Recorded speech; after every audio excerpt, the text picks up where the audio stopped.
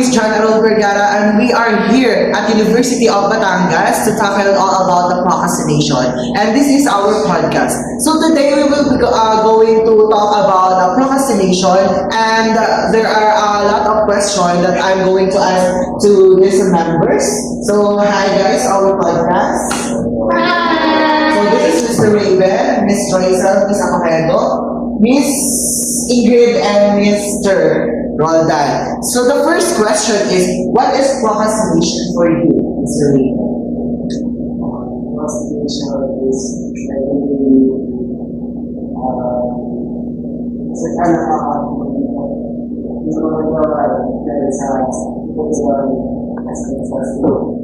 Okay, thank you so much. According to Miss Joycel, what is procrastination? Procrastination is putting on something or doing something. Instead of doing it today, you will be doing it tomorrow or the next week, or you will transfer it. Okay, thank you so much. According to Mr. Ishmael Roldan, what is procrastination? Tapos po yung mga dapat gawin is dapat natapos. Okay, thank you so much.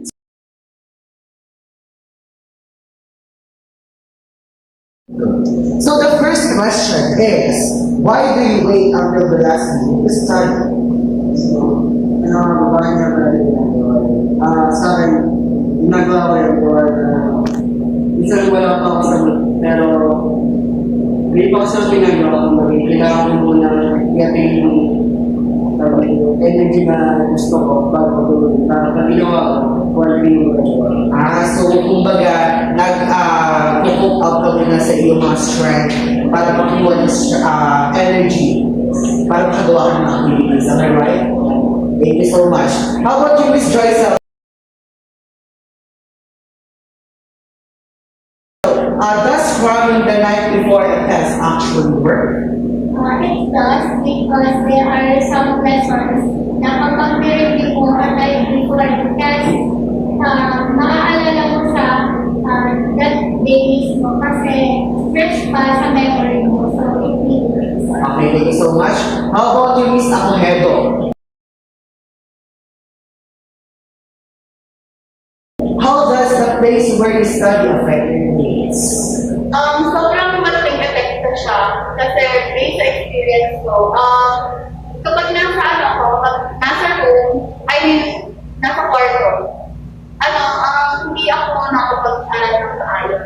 Even kahit na sobrang tahimik, kasi parang yung ambient, kapag katabi mo yung kama, instead na mag-aaral ka na lang, mahihila ka na lang, parang ang takit ng sa akin, pangalang gabi. Ang ginagawa ko is, mas nakapag-aral ako kapag andito ako sa school. At either sa library or sa study area. Kahit maingay yung paligid, basta alam ko na nakapaligiran ako ng mga books, ng mga nakikita ko yung mga estudyante na nag-aaral, na-a-adapt ko yun. And siguro doon ngayon, malaking epekto siya kapag, pero depende din sa sa inyo kung paano ko yung mga cope up sa environment na ginagawa. So, ang ibig sabihin ay sa school ka mas good. Yeah. Okay, thank you so much, Miss Acohedo. How about you, Miss Ingrid? How does putting off study hurt your grades and stress levels? So for me, as a secondary college student, procrastination can lead to high anxiety level, and yung procrastinate ay nakaka-increase ng ating stress level at nakaka-affect ng mental well-being natin. Kasi it can lead to rush break. Because napinigil tayo na tumitog sa bago. Kasi bukas na tayo. Thank you so much, Miss Ingrid. How about you, Mr. Ishmael?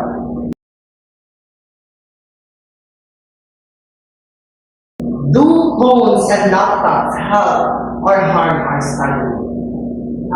Well, double-edged sword yung paggamit ng mga phones and laptops dahil through using these gadgets, pwede niya actually i-enhance yung learning experience mo. Like for example, imbis na magsusulat ka sa sa Manila paper, pwede ka na magawa ng presentation mo sa Canva, or imbis na magsulat ka ng handwritten, pwede ka na kumuha sa docs. But at the same time, ito din yung pagiging double edge niya kasi with this technology, you can access, pwede maging like structure. Like for example, you can access anytime yung social media, Facebook, Twitter, Instagram, TikTok, na nag-distract tayo. Imbis na matapos natin agad yung babae, mapa-Facebook na So, Thank you so much. So this will be our episode for today's video. So say bye to our viewers. So again, I am John Alberga, your host, and this is The Procrastination.